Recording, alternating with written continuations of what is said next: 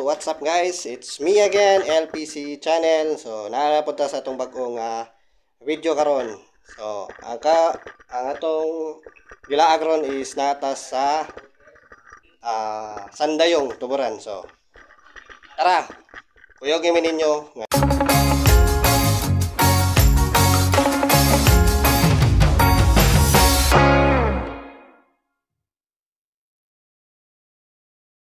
So, ngayon guys is puntahan natin sa loob dito sa kuweba na to.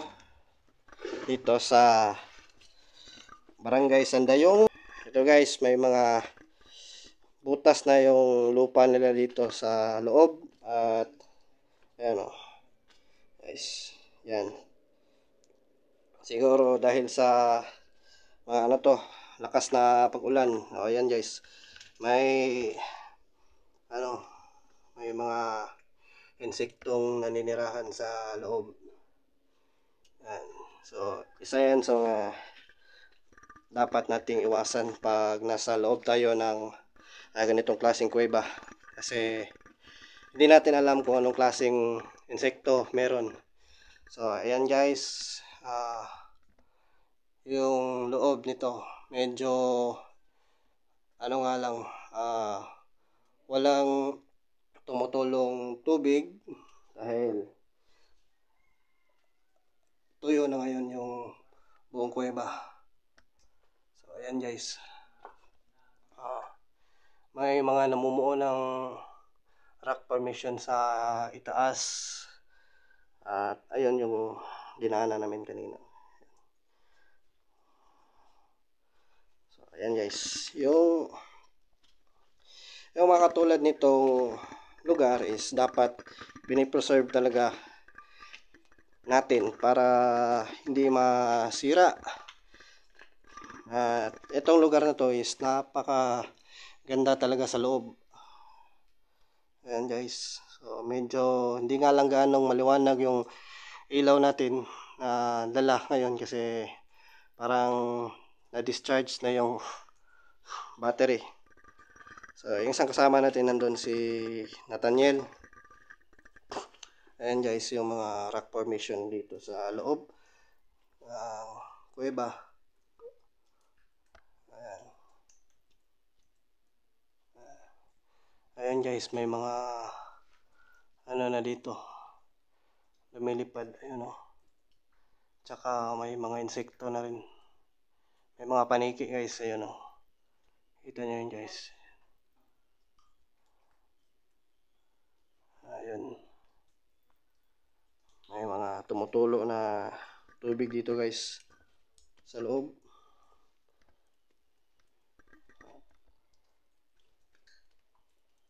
Uy. Parang may hindi ka nais na view dito. Huwag ko na lang sabihin. So ayan guys, yung tumutulong tubig galing sa itaas. So kung pwede lang sana nating akyatin yan guys, ay aakyatin natin, pero hindi pwede kasi hindi naman tayo pumunta dito para umakyat at sumilip sa taas. So yung rock formation na to guys is nasira na guys, nabali yung dulo. So maganda sana kung hindi to nasira at na-preserve. So ayan guys, nagsisimula na naman siyang mabuo ulit, pero kailangan pa ng matagalang panahon para mabuo ulit. So yung loob nito guys is masyadong maputik. Medyo madilim nga lang yung talaga yung naging ilaw natin kasi yung dala nating ilaw is discharge, kaya medyo di gaanong maliwanag. So, ayan guys, siguro nasa bandang gitna na kami siguro nito. Ha? ayun guys, may nakita kami dito guys. Pakita ko sa inyo. May naninirahan dito. At parang mahirap ano dito guys. Kung hindi mo talaga kabisado yung lugar, dapat So ayun guys, nandun si Nathaniel at tingnan nyo guys kung ano yung nakapulupot. So ayan guys, may ahas dito guys. Hanap lang tayo ng madadaanan guys papunta dun. Pero ayan. So ingat lang tayo ng konti guys kasi baka gumalaw yung So first time kong makalapit ng ahas guys na nakakita ng ahas dito sa loob ng kuweba. At yan guys. Guys, first time mo makikita ka ng bitin ng color blue pero ayan guys. So ayan guys, medyo sira na yung lugar kasi bumagsak na yung ibang lupa kasi lumambot. At sa tingin ko guys, parang nasa gitna na talaga kami nito ng kuweba. At naririnig na rin namin yung mga paniki na nandyan sa loob. So siguro punta muna kami dun sa sa loob.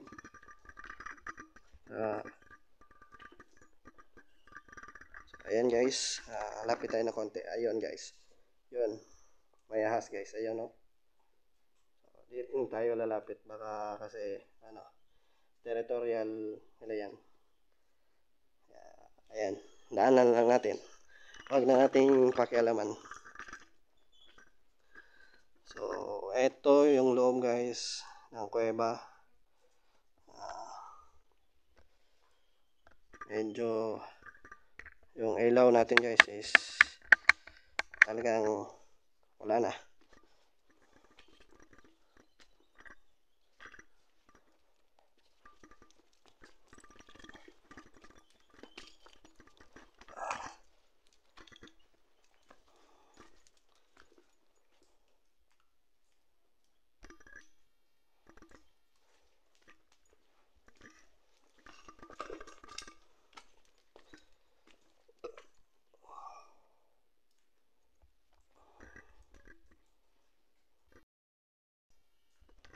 So ayan guys, dito na kami ngayon sa bandang gitna ng kuweba at napakainit sa loob kasi walang pumapasok na hangin. At yan yung dinaanan namin kanina, yung may ahas. Ayun yung ahas guys, nasa bato pa rin. Kaya umiwas lang kami ng konti doon sa kinalalagyan ng ahas. Kaya kami dito banda sa gitna. At may napansin kami dito na isang rock formation na talagang nakaagaw ng pansin namin. So pakita ko sa inyo guys kung anong rock formation ito na talagang kailangan talagang may preserve ng mga tao na gustong pumunta sa mga ganitong klaseng lugar. So ayan guys, is nasa bandang gitna tayo ng kuweba. Hindi nga lang natin sure kung talagang gitna na ba to or ano ba. So ayan guys, yung sinasabi ko sa inyo, isang malaking rock formation na dinadaluyan ng mga maliliit na tubig. So si Nathaniel is nandun sa taas. At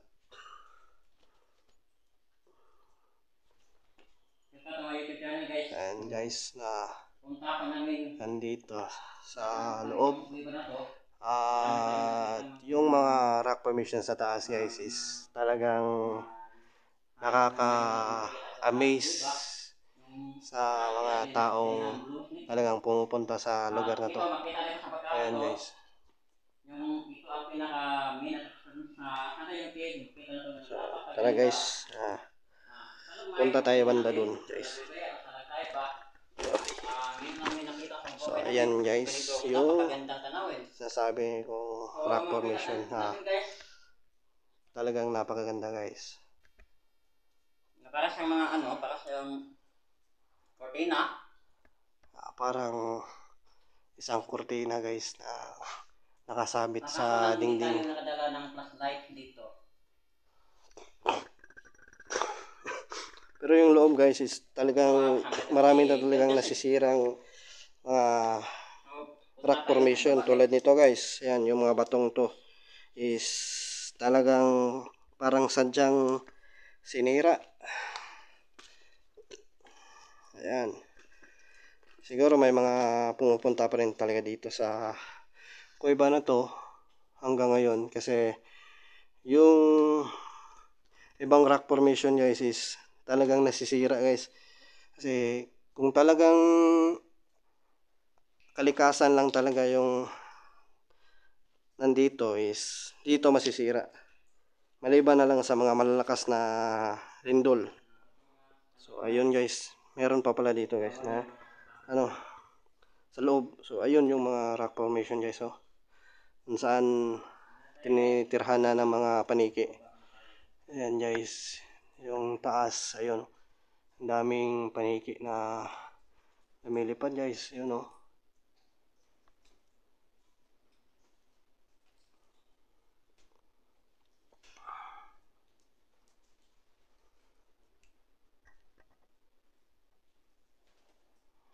Guys, daming paniki guys. Hindi nga lang ganong maliwanag yung nadala natin na flashlight.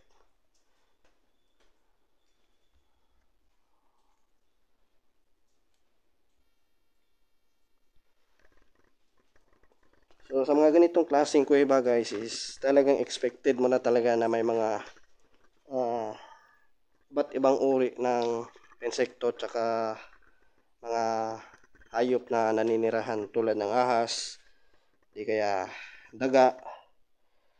Yung mga insekto naman is talagang kadalasan dito nagtatago yung mga insektong hindi nyo basta-basta makikita sa labas o sa mga gilid lang ng bahay ninyo. Kasi kadalasan kasi sa kanila is naninirahan lang yan sa loob ng mga ganitong klaseng kuweba. So ayun guys, yung rock formation na dito sa loob. Napakaganda guys. So kung lalo na siguro pag na ano na to guys, na develop na ng tourism. So siguro magiging mas maganda pa to at mas magiging kaakit-akit. So ayan guys, si Nathaniel kumukuha pa rin ng larawan sa malaking rock formation na napakagandang tingnan, na parang kristal. Ayan guys. So abangan nyo yung iba pa naming mga video guys, hindi lang yung tungkol sa mga kuweba kundi pati rin sa mga ano uri ng spring na nandito sa Tuburan tsaka sa mga kalapit na municipality ng Tuburan. So ayan guys, yung napakagandang, ayun guys, putol na rin ito, nabali yung dulo nito guys, tsaka medyo tuyo na guys, wala masyadong tubig. Pero dito sa loob guys is napakalaki sa loob, kaya subukan natin puntahan doon guys.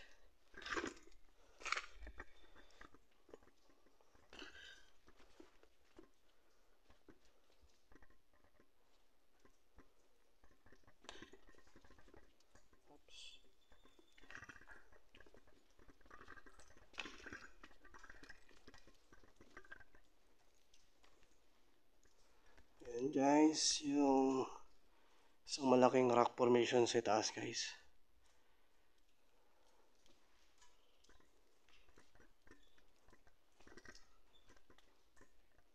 So, talagang nasa dulo na kami guys. Nasa loob. Wala na tayo masyadong makikita dito sa loob. At yung ilaw ko naman guys is talagang sumusuko na yata.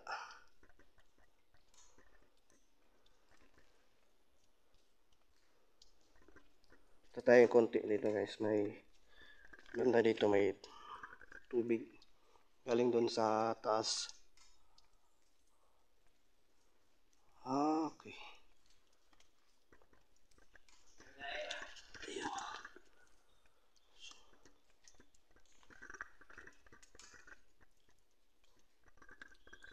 Ayan guys, yung tubig guys. Oh.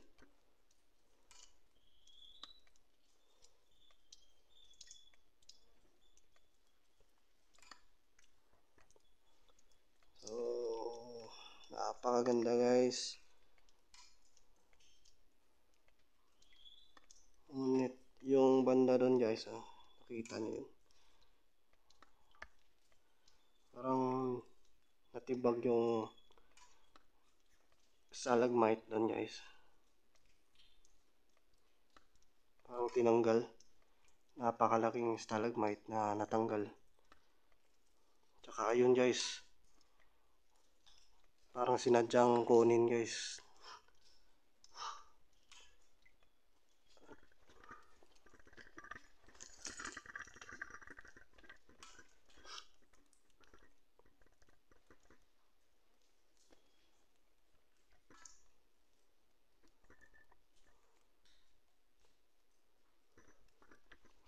So madilim dito sa loob guys at walang masyadong hindi ka anong maaninag ng ano natin.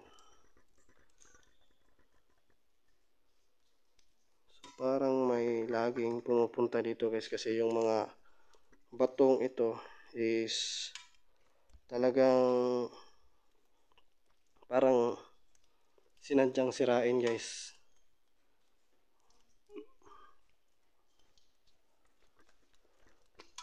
Parang laging may pumupunta dito sa loob. Ayan yung mga stalagmite guys. Talagang sinira yung mga bato. Ayan o. Ito nyo naman guys.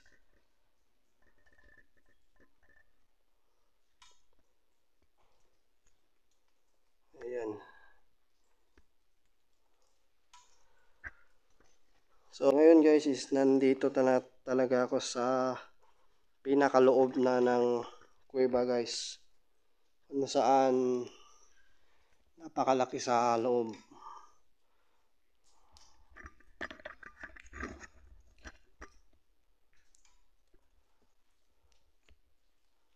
Hindi nga lang gaanong na tatamaan ng liwanag kasi yung dala kong flashlight is talagang discharge na. Naiwan ko yung isang flashlight doon na pwede nating magamit din. So ayan guys. Ayun ay siguro lalabas na tayo sa kuweba. Balik na natin doon si Nathaniel. Yan guys. Hindi nga lang gaanong natatamaan talaga ng liwanag kasi masyado nang nagiging malayo. Yan guys. Palabas na tayo ng kuweba. Balik na natin si Nathaniel. Medyo ano nga lang, konting creepy lang yung lugar. Kaya medyo nagka-interest din tayo.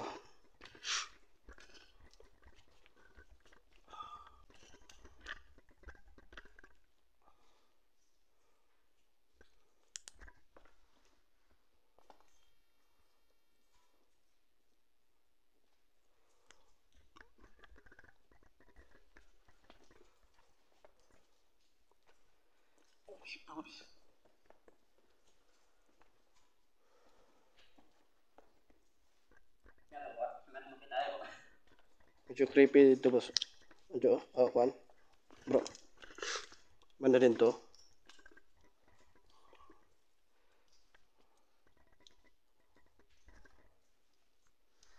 So ayan guys, yung napakagandang ano. Na? Tuloy ba?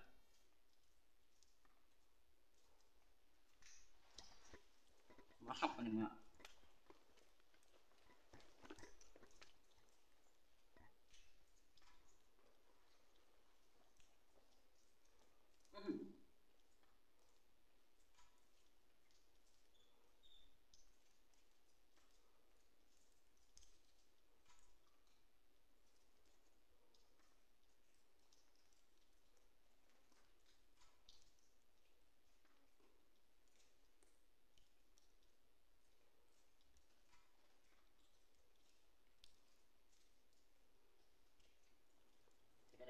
Tubig guys. Ito ang nga bakit maraming talagmay dahil sa mga tubig na to.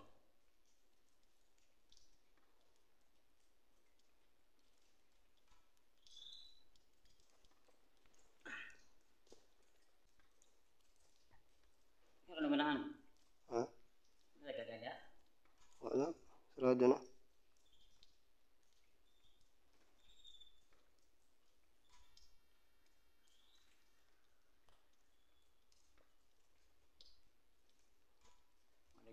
Buat yung picture. Ha? Balik ta.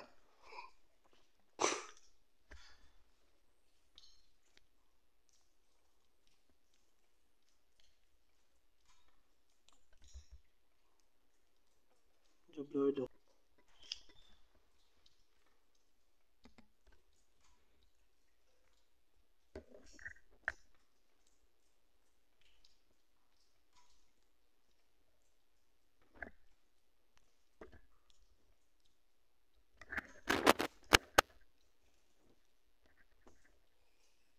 Ini stalagmite guys.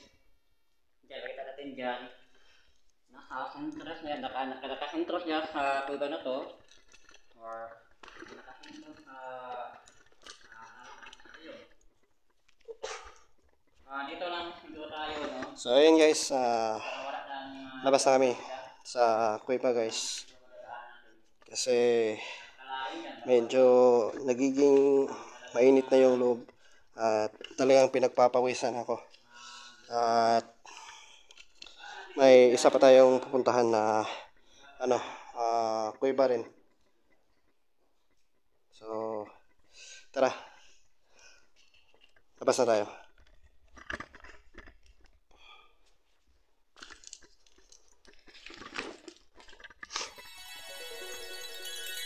Ayan guys, parang ikot-ikot na mga kristal. Yan ang nakikita niyo. Yan kaganda.